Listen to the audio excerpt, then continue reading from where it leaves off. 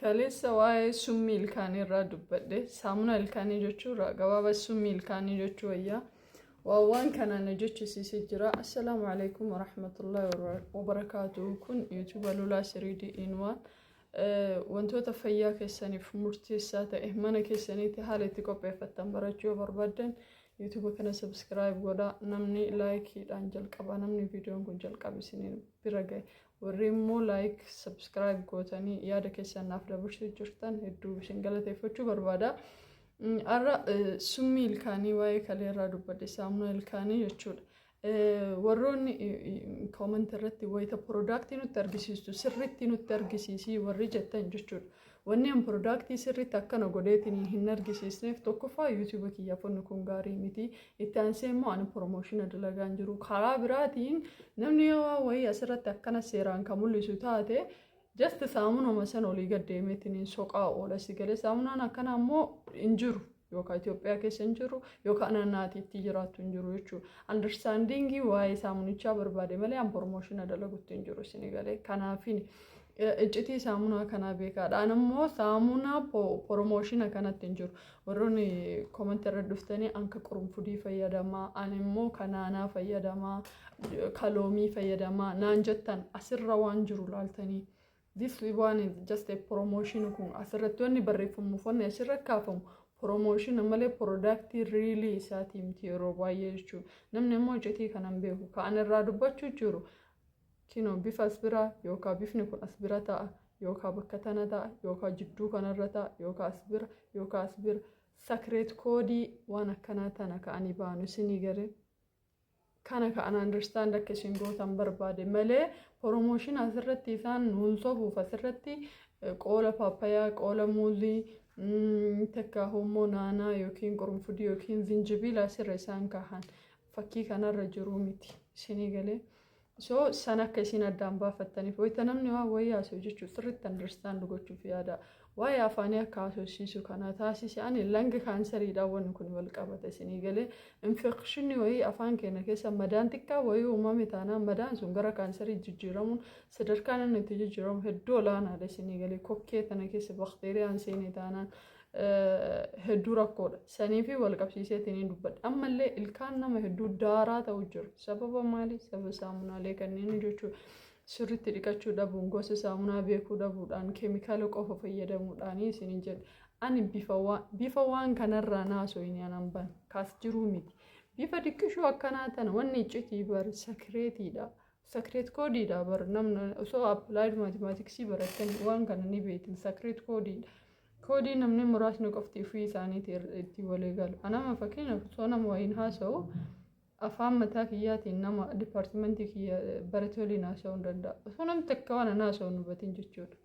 Akka waan lakkoofsatti maqaa kiyya sakireetiidhaan barreessuu hin danda'a. Namni takka osoo hin beekin lakkoofsa isin hin beeknen loogaaritimii barreessuu danda'a. Firaakshinii raashinaali waan garagaraa fayyadamanii.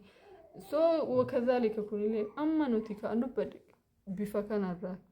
Bifni tun yookaan asbira jiraatu yookaan asbira anywhere xiqqoo xabbirra godhan. Afur diimaa magariisa blue blackii kabira diimaa magariisa blue blackii gurraacha. Gurraachi is full of chemical.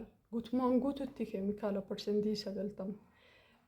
Diimaan percentage 50 chemical 50 immoo qoricha jechuudha. Magariisni guutumaan guututti biqiltoota irraa dalagame yookiin orgaanika jechuudha. Magariisni kan akkanaa kun bifa tana qabu. Garuu this one is too much expensive. Hedduu ittidha. Kan magariisa tana qabu maaliidha?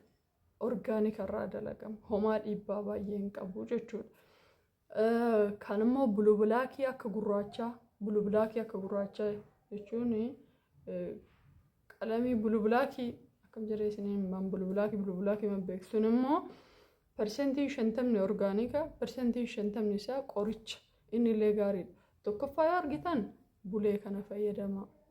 Tokkoffaa irratti wanni ilkaaniidhaaf gaarii muka suwaaqa aadeetiin fayyadamtan san. Sayyoo dabdan magariisa kana bitadhaa.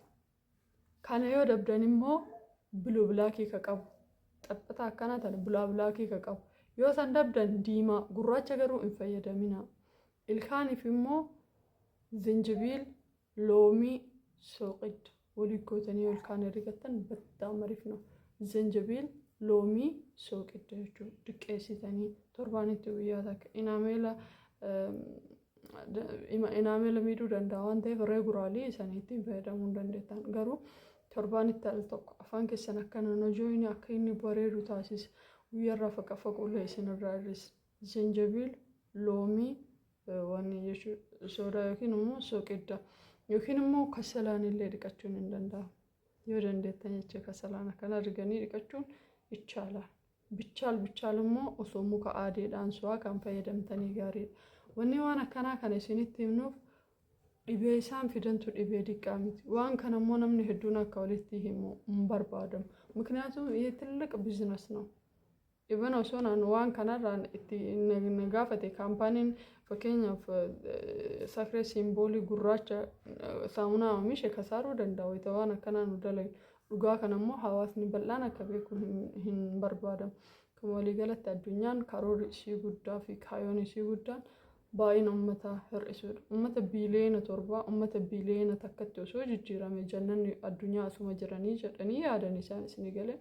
As much as possible warroonni qabeenya qabdan silaa warri rakkataan bariinuma rabbi nu sattare warri qabeenya qabdan ilmaan deessan wanni meeshaalee suuparmaarkeetaa qofa kan nyaachiftan hedduu irraa of qusadhaa akka sirifamii paastinii maalii wanta aanan bakka orgaanika akka dandeettaniif fayyadamaa. Assalaamu alaikum warahmatullahi wabarakaatuh.